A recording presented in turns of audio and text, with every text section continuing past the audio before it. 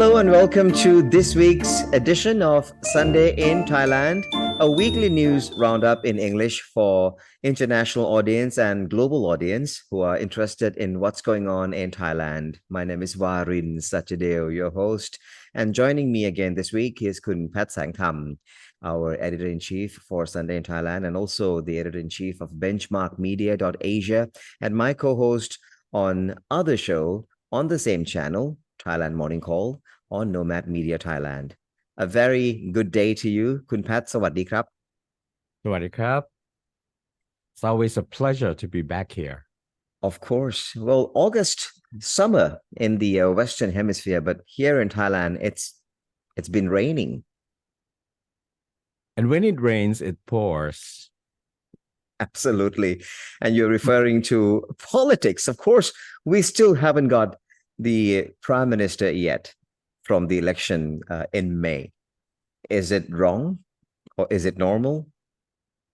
Well, very normal, but if you follow up on the political news in Thailand, there's always some kind of development minute by minute. And in this past 2 or 3 days, there's a big development, when Pheu Thai party first declared the departure from their original partner in crime, the Move Forward Party. They decided to depart, and then a day later, they announced the coalition with Phum Jai Thai. So, the suspense keep coming. But I think the critical date is August 16th, when the court decides on whether or not the parliament has rights not to resubmit Pitha's name as the prime minister candidate, right? So we have to wait until August 16th to have a better picture of when Thailand will have the next government or the next prime minister.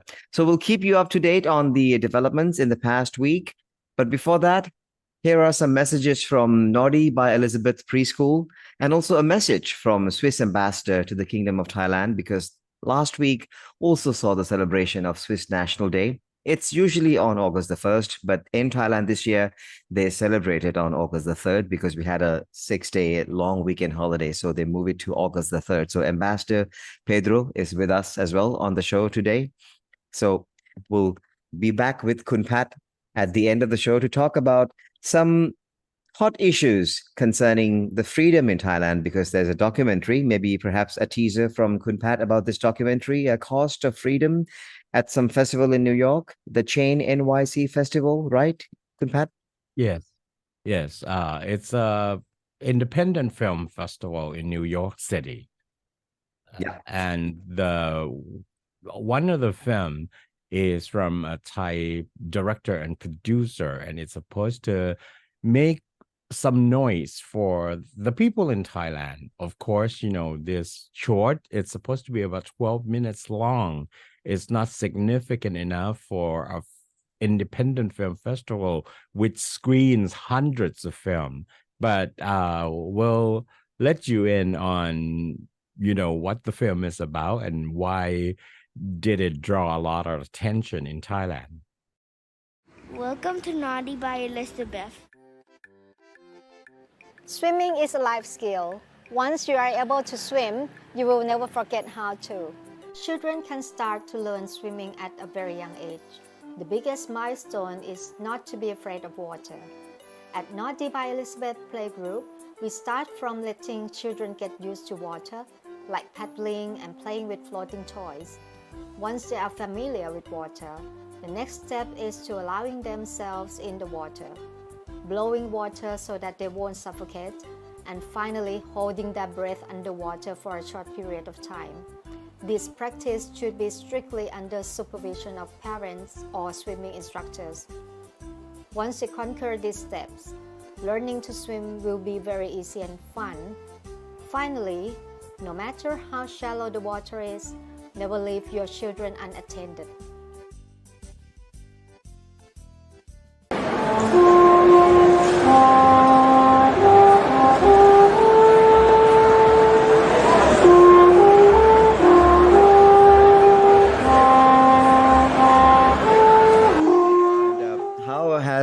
Thailand been embracing you or receiving you so far?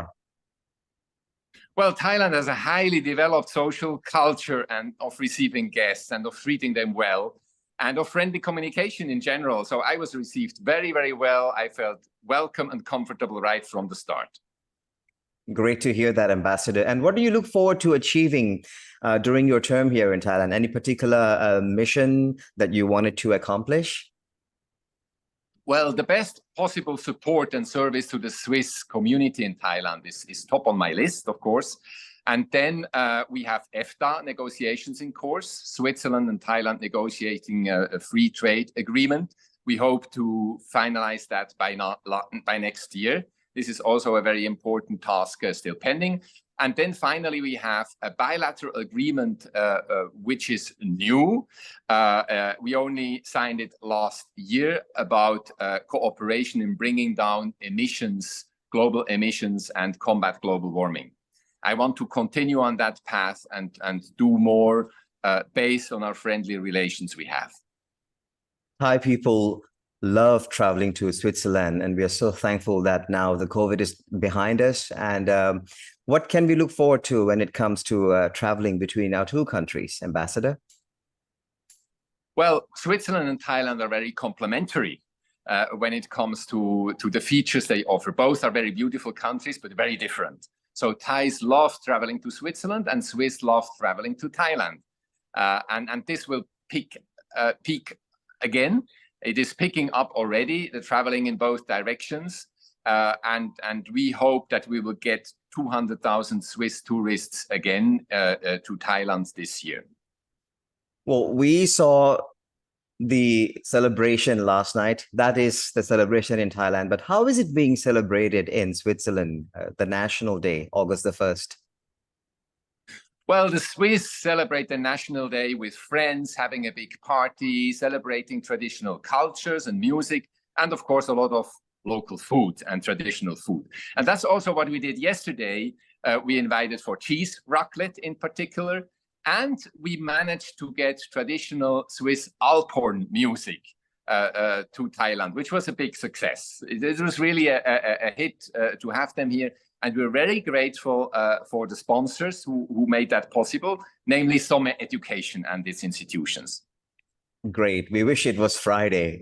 Unfortunately, it's Thursday, and today is a working day. So anyway, so any message to the Swiss community in Thailand and also Thai friends, Ambassador? Well, I wish to all the Swiss a wonderful, beautiful National Day. I cannot be everywhere, of course. I was in Chiang Mai last Sunday, and I will receive the Swiss Society Bangkok in the Swiss residence in Bangkok on Saturday, where we will have a lot of food again organized by the Swiss Society themselves. And I guess some Swiss instruments will be part of the party as well again. Great. And any words to Thai friends in closing on our bilateral relations, people to people? Yes, we have a traditional, very old friendship between our two countries, and I want to continue developing it in tourism, in economy, in supporting each other, in combating global warming together as well. And all that relations dates back a long time. Let me remember Rama V, late Majesty Chulalongkorn, who came to Switzerland in 1897 and who made a long holiday as a first stop during his visit in Europe. And the very same places he went then are still attractive today for all the Thai tourists and visitors, be it Lausanne or be it the Bernese Oberland. Well, our show, our travel show, The Nomad, is very familiar and is a very good friend of Swiss tourism as well. And we look forward to traveling back to Switzerland to capture more beauty and share it with our Thai audience as well. So thank you so much, Ambassador. Congratulations once again for sharing your time with us this morning. And we wish you all the best, Ambassador. Thank you so much. Sawadee krap. สวัสดีครับ ผมพูดภาษาไทยไม่เก่งเท่าไหร่ That's good enough already, Ambassador. You have more time. You just arrived, so you have more time. I will make sure to continue studying. I can be your coach. ทุกๆวันเสาร์ ทุกๆวันเสาร์ You can practice with me, Ambassador. I'll be more than happy to be your coach. Thank you very much วาริน ขอบคุณมากครับ สวัสดีครับ ขอบคุณครับสวัสดีครับ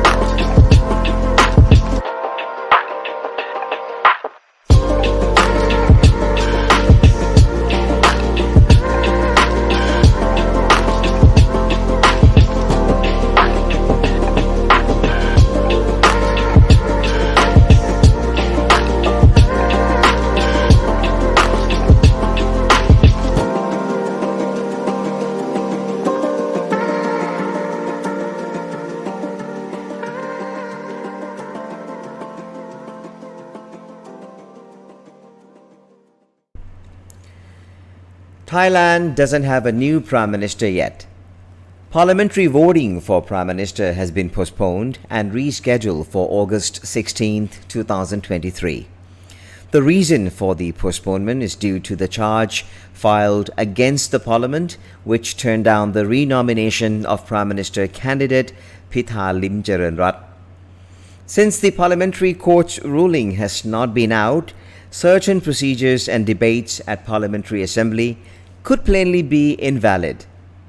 However, on Friday, August the 4th, a parliamentary session was held to discuss and review motions proposed by various parties. But the assembly was dismissed by the House Speaker Mr. Wan Muhammad Nomad. The House Speaker called it a day for the meeting to avoid chaos brought on by arguments among members of the parliament. The dismissal of the parliamentary session became a headline as Move Forward Party attacked the Senate, saying there were only 49 out of 150 senators present. Now let's take a look at how many times the parliamentary sessions were dismissed during the last year of the outgoing government from 2022 up until March 2023. Out of 48 parliamentary meetings in a span of 1 year, the meetings were dismissed 14 times due to a lack of quorum. From November and December 2022, parliamentary sessions collapsed 6 times. And from January to February 2023, parliamentary sessions collapsed 5 times in a row for the same reason that such a large number of MPs were absent that these sessions could not resume. These MPs earn a handsome salary and benefits which come from a taxpayer's money. In addition, they are protected by parliamentary privilege, which includes freedom of speech and the right to performing their duties without interference from outside the House. Turning now to Thaksin Shinawatra. The excitement or anxiety concerning Thaksin Shinawatра's return to Thailand has once again gone in vain. Thaksin, who promised he would return to Thailand early August, even to face a justice system for what he had been sentenced with, has announced that his return to the motherland has to wait, as he has to deal with his health issue. For many people, Thaksin's immediate turnaround does not bring any surprise or disappointment, as he has announced his intention to return to Thailand many times before. But then, as John C. Maxwell, an American author, has put it, disappointment is a gap that exists between expectation and reality. Now let's roll to a film festival in New York City. Sunday, August the 6th, the Chain NYC Film Festival starts screening a short film entitled The Cost of Freedom. A 12-minute long short is a documentary about Rung Panasaya, an activist who made the headline from political rallies. Writing on his status as university student who mobilized against lèse-majesté law and Section 112 of the Constitution, the film director Primrin Puarat said Rung's unwavering dedication and courage in serving her country have truly touched our hearts. Now, the film might have touched the hearts of the production team and Rung's family, but to the majority of tens of millions of people in Thailand, Rung's movements have defended their faith in the much-loved and revered monarchy in Thailand. While the publicity of the film draws attention from those who see her as a hero, royalists doubt if the film would present facts or tell stories that are misleading in order to glorify Rung Panasaya and feed Western media with the menu they've been dying for. And we're back with Kun Pat Sangtham. So, Kun Pat, are we going to have the Prime Minister on the August 16th? Because we saw some major development. Phum Jai Thai is joining the Pheu Thai-led coalition already. So, should we be hopeful that by August 16th we will get the Prime Minister? I don't think so. It's not the end game yet. But up to this point, it's very clear that Pita will not be renominated no matter what. Even the Constitutional Court has decided that he's not guilty. He's still ineligible to be renominated.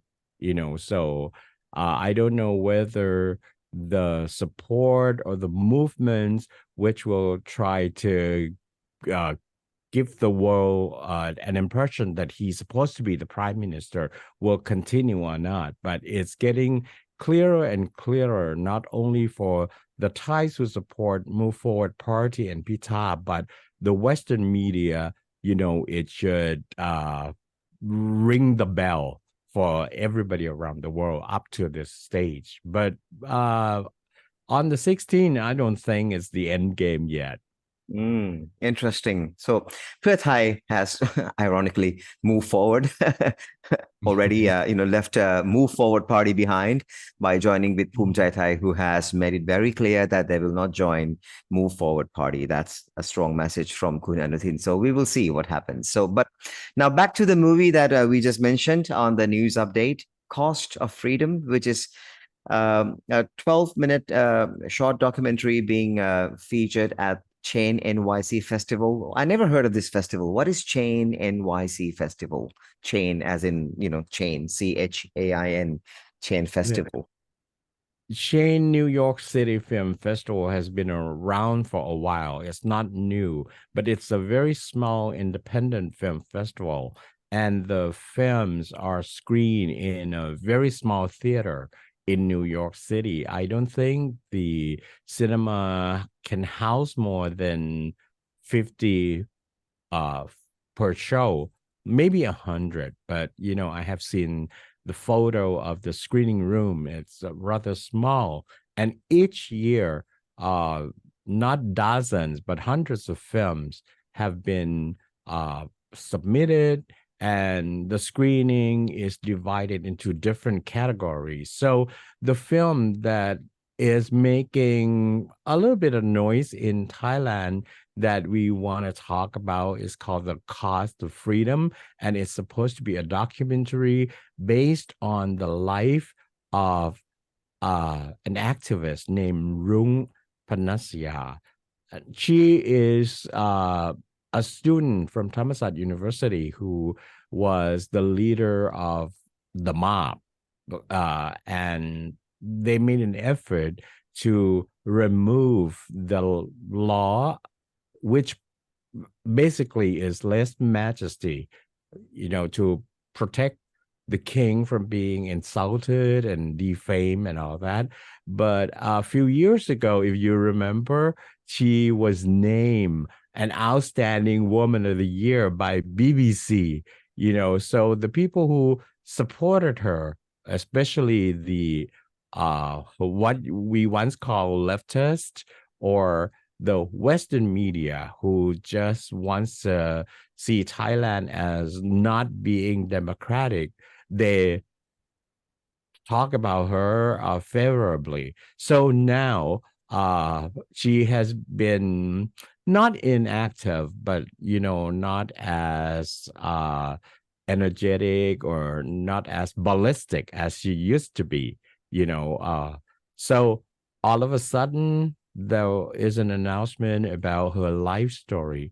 Now, in 12 minutes duration, I don't know how much they're gonna tell the audience about the life of Rung, but I'm sure that at later date, this documentary will be available online, because that's probably the objective of the production of this film, so that it would be spread around and further fuel the idea that something is going on in Thailand and it's not righteous, and there are groups of people who are against a lot of laws, especially the Constitution Section 112. So let me ask you too, what do you expect that the film will present?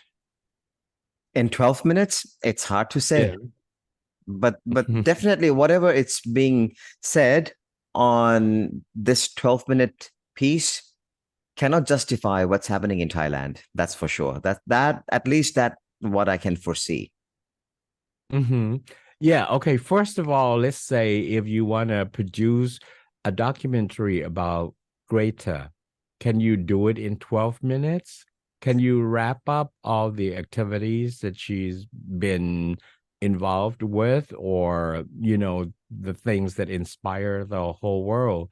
Probably not. But because Rung hasn't had other works or achievements outside being beyond being a protester, so they're going to have to talk about her protests and her idea why she came out and called out and led the mob against this and that. And they probably include her life story, where she was born, how she grew up, her parents, her upbringing, and why she became liberal minded and all that. But like you said, I agree completely, because the purpose of the film is to tell the world that Thailand doesn't have justice, that some laws are not fair for everybody, particularly about lèse majesté law. And so when you want to make a documentary, you want to present something that is factual, but this is going to be a commentary film, not documentary. It's gonna kind of discredit Thailand and feature the kind of angle that it would look like that Rung has been victimized by the system. To produce this documentary and to have it shown in the festival, in Chain NYC Festival, can we see this as a propaganda by the other spectrum of the democracy? Yes, it is definitely propaganda. And, they could have screened the film right away here in Thailand, or they should have tried. I don't know whether the film will be banned or not, but they should have tried. But the reason that they had it screen premiere first in New York is to give this short documentary some credit that it started out in New York. But as I said, soon enough, it'll be all over the place online for everybody to see.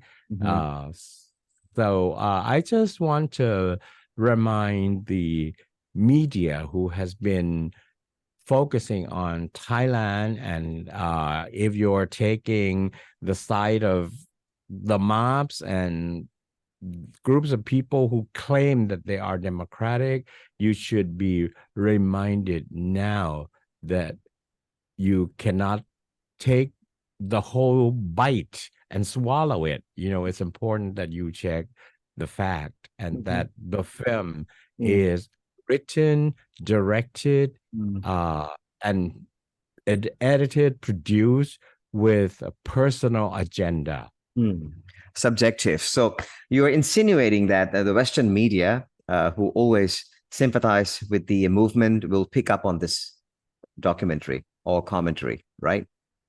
They're gonna swallow it whole, Mm. and then they're gonna spit it out around the world, saying that she's a hero. You know, her imprisonment, her jail sentence will be something that she sacrificed, and then they would call her a martyr. You know, things like that. You know, glorifying the main character who owns the story. So it's about personal glorification, but the bottom line is definitely propaganda. We'll leave it at that. We'll let the audience be the judge once they get a chance to watch this commentary, this 12-minute commentary piece, The Cost of Freedom. And that's a wrap for this week's edition of Sunday in Thailand. I'm Varin Sachadeo. Together with Kun Pat Sangtham, we're both signing off. See you next week. Swadee krap. Swadee krap.